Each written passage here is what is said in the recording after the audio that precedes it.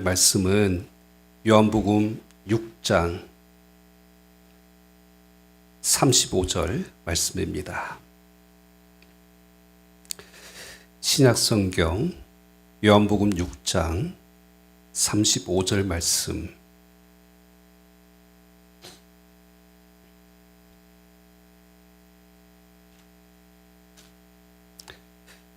제가 봉독하겠습니다. 예수께서 이르시되 나는 생명의 떡이니 내게 오는 자는 결코 줄이지 아니할 터이요 나를 믿는 자는 영원히 목마르지 아니하리라. 아멘.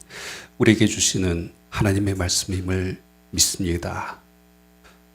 주의 음성으로 이 말씀을 받아 마음에 새기고 믿음의 순종으로 이 말씀대로 살아낼 수 있도록 은혜 내려 주시옵소서.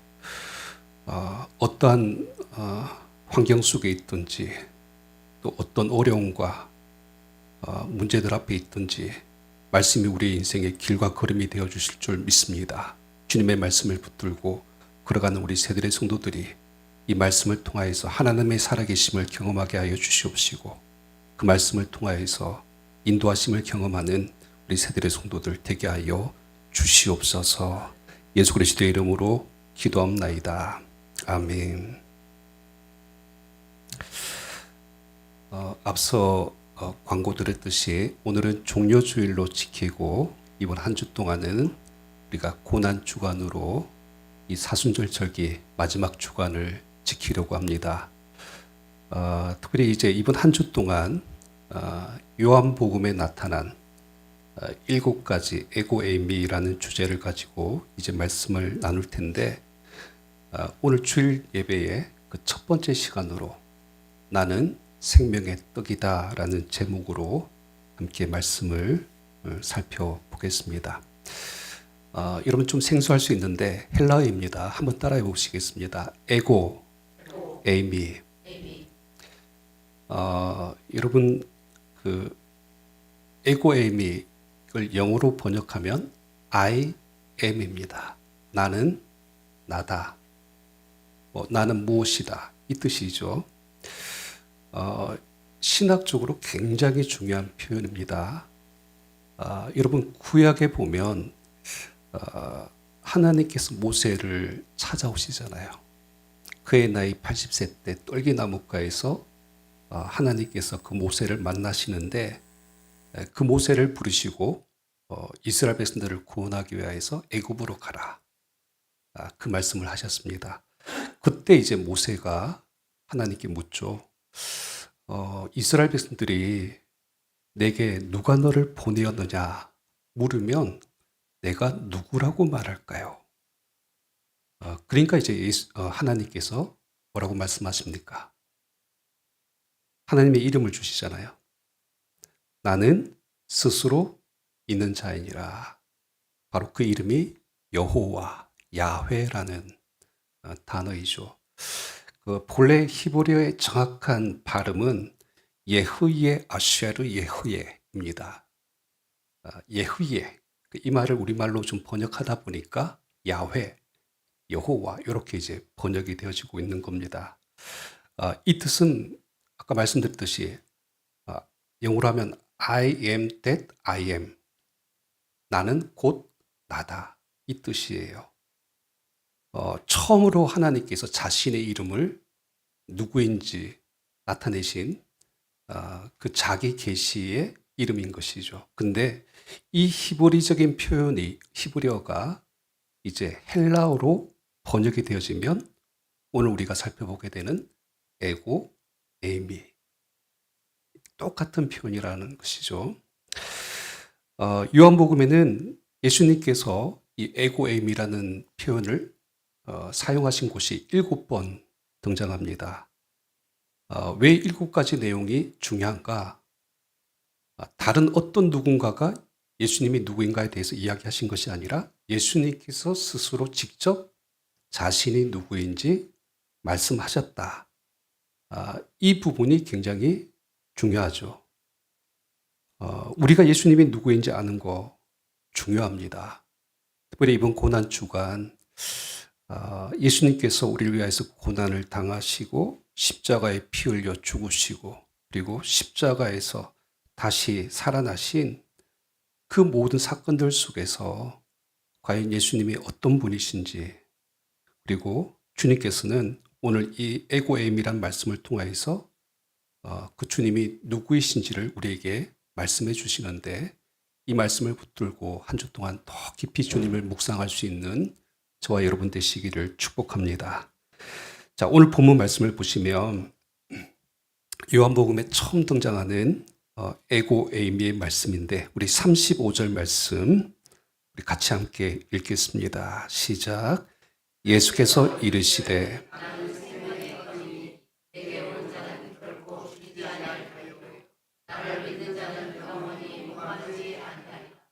아멘. 예수님께서 선언하시죠. 나는 생명의 떡이다. 우리가 이제 이 말씀을 이해하기 위해서는 예수님께서 이 말씀을 어떤 배경과 상황 속에서 말씀하고 계시는가, 이것을 우리가 좀 주목해 볼 필요가 있습니다. 사실은 오늘 본문 전체가 6장 1절부터 마지막 절까지의 본문인데 너무 길다 보니까 한 절만 읽은 것이죠. 근데 여러분, 오늘 읽은 요한복음 6장 그 말씀의 내용의 첫 시작이 어떤 내용이냐면 우리가 잘 아는 오병이어의 사건이에요. 예수님께서 보리떡 5개와 물고기 2마리를 가지고 남자 장정만 5,000명을 먹이셨습니다. 그리고 이제 12광주리를 남기셨죠. 빈들에서 굶주렸던 큰 무리들이 이 오병의 기적을 체험했어요. 그러니까 사람들이 얼마나 놀라고 흥분했겠습니까? 우리가 다 읽지는 않았지만 이 오병이어 사건 이후에 있었던 사람들의 반응이 성경 속에 기록되어져 있는데, 특별히 요한복음 말씀에 보면 사람들이 예수님에 대해서 어떻게 반응했는지에 대해서 기록하고 있어요. 여러분 6장 15절 말씀을 한번 봐주세요. 6장 15절. 그러므로 예수께서 그들이 와서 자기를 억지로 붙들어 못으로 삼으려고 임금으로 삼으려는 줄 아시고 다시 혼자 산으로 떠나가시니라. 그러니까 사람들이 이 오병이어 사건을 경험하고 나서 예수님을 왕으로 삼으려고 했다는 거예요. 어쩌면 여러분 당연합니다. 우리나라가 참 지금 어려운 시간 속에 있는데, 또 이제 조만간 우리가 대선을 치러야 되죠. 근데 여러분, 사람들이 대통령을 뽑을 때 어떤 기준을 가지고 많이 뽑을까요? 물론 그 사람이 가지고 있는 정치적인 철학, 이념 이런 것도 중요합니다. 근데 사람들이 참 현실적이죠. 먹고 사는 문제, 경제적인 문제 때문에 자기가 원하는 후보를 택하게 됩니다. 마찬가지예요. 그 당시에 백성들에게 있어서 밥은 하늘입니다. 가난하고 배고픈 그 시대에 자신의 먹을 것을 주는 임금, 자신이 원하고 필요한 것을 채워주는 임금, 그러니까 이보다 더 좋은 왕은 없죠. 그래서 이제 사람들은 이 오병이의 사건을 통하여서 예수님을 왕으로 삼으려고 했다. 그러니까 이것이 첫 번째 이스라엘 백성들의 반응이었다는 겁니다. 근데 이제 예수님께서 웬일인지 그 자리를 피하시잖아요. 제자들은 배를 태워서 먼저 갈릴리 건너편으로 건너가게 하시고 예수님께서는 홀로 산에 올라가십니다. 이 사건이 이제 그 갈릴리 동편에 있는 베세다라는 땅에서 일어났던 그 사건의 내용인데, 이어지는 말씀을 보면 이제 예수님께서 그 밤에 무리를 걸어서 제자들이 풍랑을 만난 그 배에 다시 올라타셔서 다시 건너편으로 오십니다. 근데 문제는 뭐냐면 이제 장소가 바뀌어요. 예수님께서 계시는 곳이 어디냐면 가버나움인데 이때 또 사람들이 예수님을 찾아옵니다. 이 사람들이 누군가? 바로 어제 그 예수님의 기적을 경험했던, 그 떡을 먹고 열광했고 예수님을 임금으로 삼으려고 했던 그 사람들이 벳세다에서 가버나움까지 예수님을 찾아서 몰려온 것이죠. 자, 그럴 때 여러분 요한복음 6장 26절 말씀을 한번 봐주세요. 그러니까 예수님을 따르고 찾아온 사람들이잖아요. 근데 이들을 향하여서 예수님께서 아주 의미심장한 말씀을 하고 있습니다. 여러분 같이 읽을까요? 26절 시작. 예수께서 대답하여 이르시되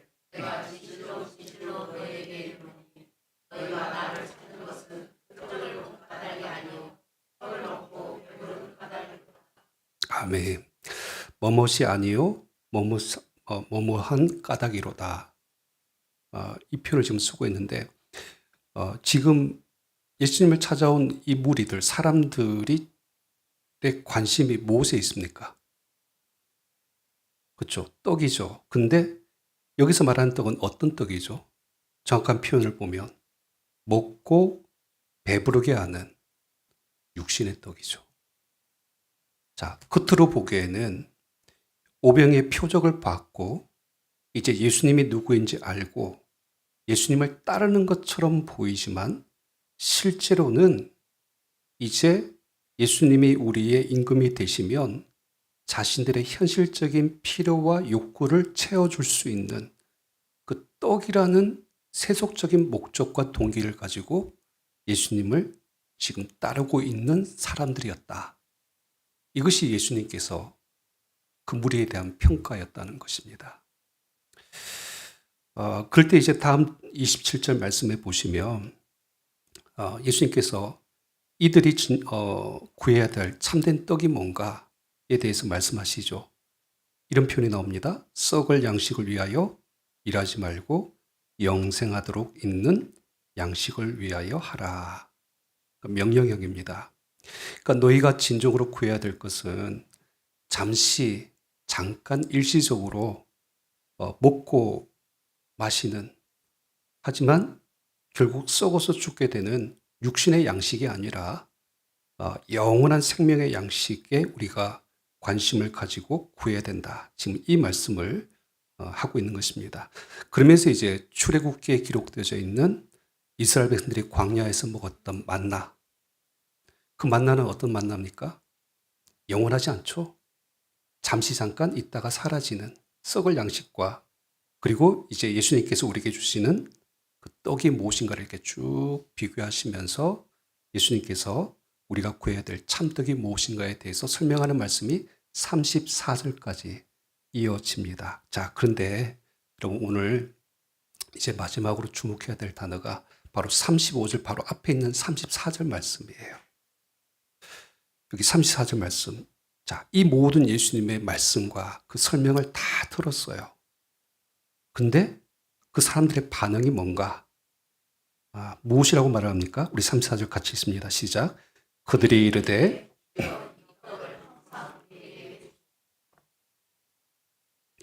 여러분 이 말의 뉘앙스가 정확하게 뭘까요?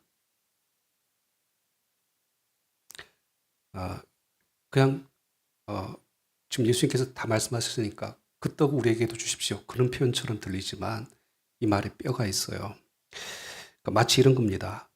지금 예수님께서 하시는 말씀이 뭔지는 잘 모르겠어요. 그런데 어쨌거나 그냥 그 떡 좀 달라는 겁니다. 그러니까 오로지 지금 이 사람들은 배부르게 먹을 물질적인 떡에만 지금 관심을 보이고 있다는 것이죠. 뭐 주님이 무엇을 말씀하시든지 주님이 어떤 표적을 보여주시든지 그들의 관심은 오직 떡입니다. 그러니까 예수님께서 지금까지 많은 설명을 하셨음에도 불구하고 원점으로 다시 돌아온 겁니다. 예수님, 다 좋은데 지금 우리가 필요한 떡은 지금 언제 주실 겁니까? 예수님, 지금 우리가 먹을 떡이 어디 있습니까? 오늘도 어제처럼 우리에게 그 떡을 달라는 거예요. 여러분, 우리 한글 번역으로 지금 떡이라고 되어져 있으니까 좀 감이 그러니까 다르게 지금 느껴집니다. 왜냐하면 우리 떡하면 어떤 느낌으로 받아들여요? 간식, 별미, 이제 이런 개념이잖아요. 근데 원래 이 원어로 보면 이 아르톤이라는 단어는 빵이라는 단어, 양식이라는 단어입니다. 그래서 이제 여러분 이스라엘 백성들에게 있어 주식이 뭐예요? 빵이잖아요. 그래서 영어 성경은 이제 the bread of life라고 그렇게 표현되어져 있습니다. 빵이라고 번역하고 있어요. 근데 우리말로 번역하려면 우리 주식은 뭐예요? 밥이잖아요, 밥. 그렇죠?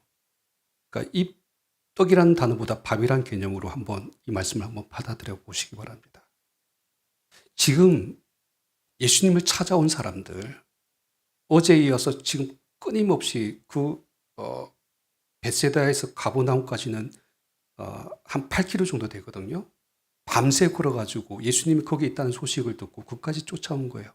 근데 이들의 관심은 어디에 있습니까? 온통 밥이에요, 밥. 그러니까 먹고 사는 문제에 대한 이것에만 관심이 있다는 것입니다. 그러니까 주여 이 떡을 항상 우리에게 주소서. 그러니까 이 말에 숨겨져 있는 뜻은 바로 이런 겁니다. 주님, 다 알겠지만 지금 당장 우리에게 필요한 거, 당장 먹고 사는 문제가 우리에게는 더 시급합니다. 지금 이 말을 하고 있다는 것입니다. 근데 여러분, 오늘 예수님께서 무슨 말씀을 하셔도 지금 밥만 찾는 사람들, 자, 이들의 모습을 보면서 누구를 보게 되냐면 사실은 어쩌면 이와 같은 모습들이 저와 여러분들의 모습일 수 있다는 겁니다. 우리 안에 이런 모습들이 있어요. 예수님이 우리에게 무엇을 가르치셔도 무슨 말씀하셔도 우리가 삶의 현장으로 돌아가면 먹고 사는 문제에만 몰두하고 관심을 가지고 살아가는 그런 그리스도인들의 삶의 모습들도 있어요. 누구를 만나고 무슨 일을 하고 어디를 가도 그 행위의 목적과 동기가 이 땅에서 먹고 사는 문제에만 몰두하고 있는 그런 모습들이 우리에게 여전히 있다는 겁니다. 원점으로 돌아가는 거예요. 그러니까 예수님을 믿고 교회를 나오는 것도 한편으로 보면 이런 목적이 숨겨져 있어요. 내가 예수 믿어서 이 땅에서 좀 더 잘 살고 잘 먹기 위한 그런 수단으로 예수님을 믿는 사람들도 있고요. 예수님을 잘 믿고 섬기고 예배 드려야 한다고는 말은 하고 있지만 그 예수님이 우리 인생의 목적이 아니라 예수님을 믿음으로 받게 되는 이 땅에서의 복이 목적인 사람들도 있다는 것입니다. 근데 그 속내를 들여다보면 먹고 사는 문제라는 것이죠. 여러분, 우리가 참 좋아하는 찬양 중에 찬송가 446장, 주 음성 외에는 이 찬양 다 아시죠? 가사가 이렇게 시작됩니다. 주 음성 외에는 참 기쁨 없도다. 날 사랑하신 주 늘 계시옵소서. 앞에 이런 표현들이 나오죠. 근데 사실 앞에 있는 가사들은 다 상관이 없어요. 진짜 우리가 좋아하는 대목은 마지막 후렴 구절에 나오죠. 마지막에 어떻게 끝납니까? 기쁘고 기쁘도다 항상 기쁘도다. 나 주께 왔사오니. 그 다음 뭐라고요?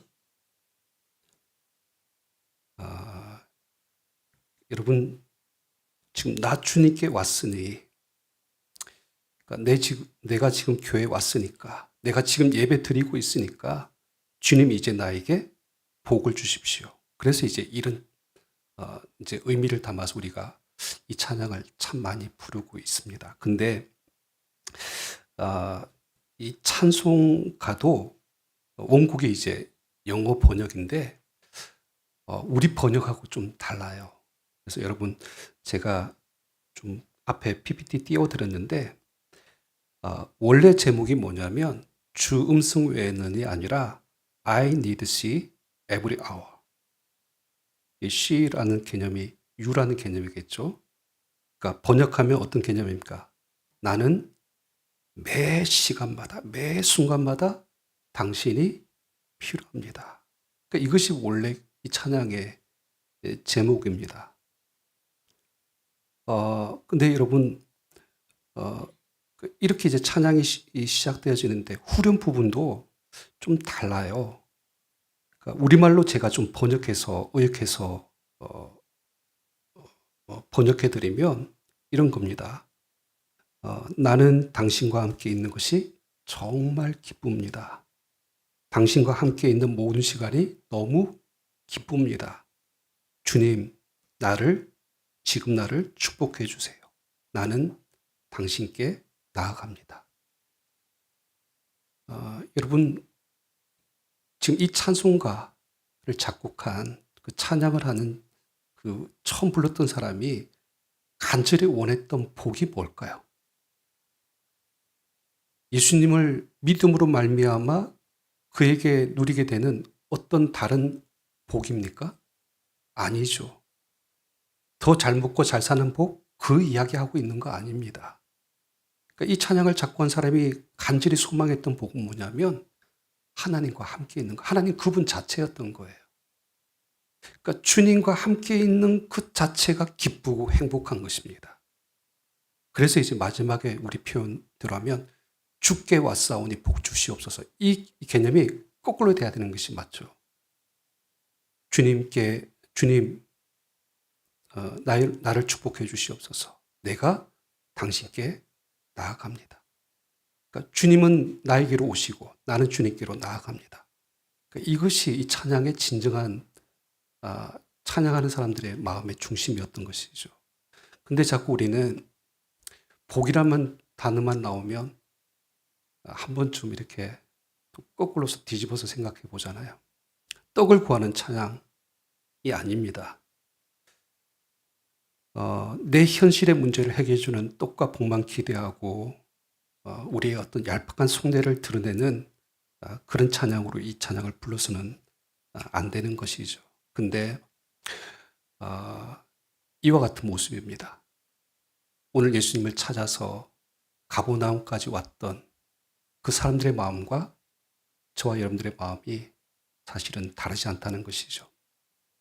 근데 여러분, 그 옛날 어르신들이 자주 하는 말이 있잖아요. 다 어떻게 하자고, 먹고 살자고 하는 짓인데, 참 이 표현을 사람들이 많이 써요. 뭐만 하면 그냥 다 먹고 살자고 하는 짓인데, 이 말을 하는데, 너무나 강력한 세상의 논리예요. 근데 여러분, 우리 그리스도인들이 이 논리로 사는 사람이 아니라는 것이죠. 사도 바울은 뭐라고 이야기했냐면 고린도전서 10장 31절에 그런즉 너희가 먹든지 마시든지 무엇을 하든지 다 하나님의 영광을 위하여 하라. 그러니까 먹고 사는 문제보다 더 큰 우리 삶의 이유가 있고 목적이 있고 그것이 바로 하나님의 영광을 위한 삶이어야 된다. 이걸 말씀하고 있는 것이고요. 예수님께서도 마태복음 4장 4절의 말씀에 보면 사람이 떡으로만 살 것이 아니요 하나님의 입으로부터 나오는 모든 말씀으로 살 것이라 라고 말씀을 하셨습니다. 그러니까 이것이 우리 그리스도인들이 가지고 있는 삶의 이유이고 목적이 되어야 되는데 어느 순간에 예수님 믿는 것처럼 따르는 것처럼 하고 있는데 사실 우리의 관심은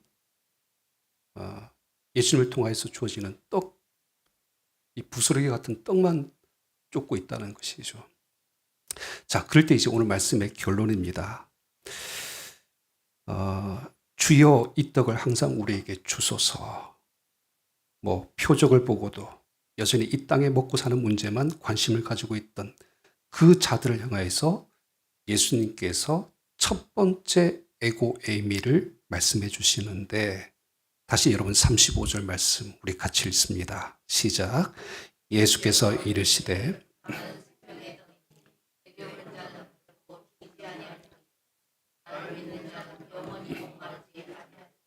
아멘. 여러분 이 말씀이 여전히 예수님께서 내가 너에게 필요한 떡을 주겠다라는 말씀으로 들리십니까? 너희가 잘 먹고 잘 살고 이 땅에서 더 풍성한 삶을 누리게 하겠다. 이 말씀으로 들립니까? 아니죠. 그러니까 예수님께서 우리가 진정으로 구해야 될 참된 생명의 떡에 대해서 말씀하시고 있고, 바로 그 생명의 떡이 예수 그리스도, 바로 그분이심을, 자신이심을 오늘 성경에서 우리에게 선언하고 계십니다. 이 말씀을 일반적으로 우리가 해석은 할 수 있어요. 여러분, 밥을 먹는다는 건 어떤 의미입니까? 생명을 얻는 개념과 같은 개념이죠. 여러분, 밥 안 먹고 사는 사람들이 어디 있겠습니까?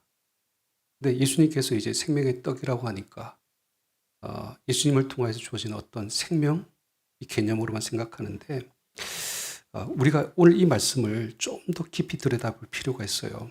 다 읽지는 않았지만 여러분 47절, 48절 말씀도 한번 봐주세요. 진실로 진실로 너희에게 이르노니 믿는 자는 영생을 가졌나니 내가 곧 생명의 떡이니라. 그러니까 이 생명의 떡의 어떤 본질이 뭔가에 대해서 드러내시는 것이죠. 믿는 자가 가지는 영생에 대해서 이야기하면서 예수님은 내가 그 생명의 떡이다라고 말씀하고 있고, 51절 말씀도 한번 맞아보세요. 나는 하늘에서 내려온 무슨 떡입니까? 자, 살아있는 떡이니 사람이 이 떡을 먹으면 어떻게 하리라? 영생하리라. 자, 생명을 이야기하는데 여러분, 우리가 생각하는 그 생명이 개념으로, 일반적인 그 생명의 개념으로 보셔서는 안 된다는 거예요. 그러니까 이 땅에서 육신의 양식과 먹고 사는 문제에만 몰두하는 자들에게 예수님은 너희에게 정말 더 중요한 어떤 것이 있는데, 바로 예수 그리스도로 말미암아 우리에게 주어지는 생명을 이야기를 하고 있는 것이죠. 자, 그럴 때 여러분, 오늘 이제 다시 본문으로 돌아와 주셔서 여기 35절에 떡이라는 단어는 뭐 계속 나왔으니까요. 근데 이 단어 앞에 수식되어져 있는 표현을 한번 봐주세요. 무슨 떡이라고요? 생명의 떡. 헬라어로 이 단어가 조에입니다. 조에. 일반적으로 여러분, 사람의 생명을 나타낼 때 쓰는 단어가 비오스입니다. 흔히 우리 그 영어로 하면 바이오라는 단어가 이 비오스라는 그 단어에서 유래가 된 거죠. 그러니까 사람들이 일반적으로 그 살아가면서 숨 쉬는 동안에 유지되는 육체의 생명을 나타낼 때는 비오스라는 이 단어를 씁니다. 반면 이 육체의 생명이라는 단어 비오스, 이와 다른 영원한 생명을 나타낼 때는 조에라는 단어를 씁니다. 여러분, 이 비오스와 조에의 생명은 완전히 질적으로 다른 거예요. 우리가 신학적으로 풀면 이렇게 돼요. 비오스의 생명은 죄로 인해서 타락한 인간이 누리고 있는 생명들입니다. 여러분, 인간은 태어나서 먹고 자라고 성장하다가 언젠가는 때가 되면 어떻게 됩니까? 죽습니다. 그러니까 이것이 바로 육체의 생명이죠. 하지만 이 조의 생명은 어떤 생명입니까? 예수 그리스도로 말미암아 거듭난 자들이 누리게 되는 생명, 그리고 하나님과의 관계가 회복된 자들이 얻게 되주는 영원한 생명이죠. 그러니까 이제 지금 예수님께서는 정확하게 이 표현을 쓴 거예요. 비오스를 위해서 떡을 구하는 자들에게 너희가 진정으로 구해야 될 것은 어떤 생명이에요? 조회의 떡. 그 생명을 너희가 구해야 된다. 지금 그 말씀을 하고 있는 것이죠. 자, 그런데 여러분, 빠르게 말씀을 한 줄 찾겠습니다. 요한일서 5장 12절 말씀인데요. 오늘 말씀이 굉장히 복음적인 내용입니다. 자, 비오스의 생명과 조의 생명을 나누는 결정적인 차이가 한 가지가 있습니다. 자, 요한일서 5장 12절. 예, 우리 같이 읽겠습니다. 시작. 아들이 있는 자에게는 아멘. 자, 아들이 있는 자와 하나님의 아들이 없는 자의 생명이 나눠지게 되는 것을 보게 되어지죠. 자, 아무리 이 땅에서 잘 먹고 잘 살아도 예수 그리스도, 하나님의 아들이신 예수 그리스도가 없이 그 비오스의 생명을 산 자의 마지막 그 인생의 종착지는 뭘까요? 죽음이죠. 반면에 하나님의 아들이신 예수 그리스도를 믿고 거듭난 이 조회의 생명의 마지막은 뭘까요? 영생. 우린 또 다르게 부활. 이 부활의 영광을 누리게 되는 것입니다. 그럴 때 이제 이 말씀을 그대로 가지고 와서 오늘 본문 말씀을 봐주세요. 요한복음 6장 35절. 자, 우리가 주목해야 될 말씀이 더 있어요. 예수께서 이르시되 나는 생명의 떡이니. 자, 그 다음 말씀이 뭐라고 합니까? 자, 두 군데를 체크해 주셔야 돼요.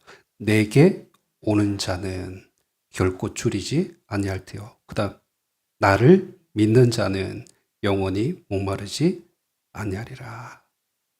자, 누구든지 이 생명의 떡을 먹어 줄이지 않고 목마르지 않으려면 누구에게 나아가야 된다고 말씀하십니다. 예수님께로 나아가야 되고. 누구를 믿어야 된다고요? 예수 그리스도를 믿어야 된다. 그래야지만 그 인생의 생명의 떡, 조회의 생명을 누릴 수 있다. 이 말씀을 예수님께서 선언하신 겁니다.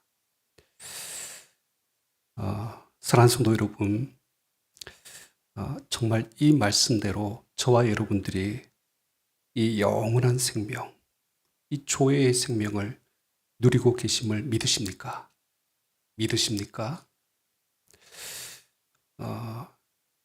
여러분, 말씀을 좀 이렇게 정리를 해봤으면 좋겠어요.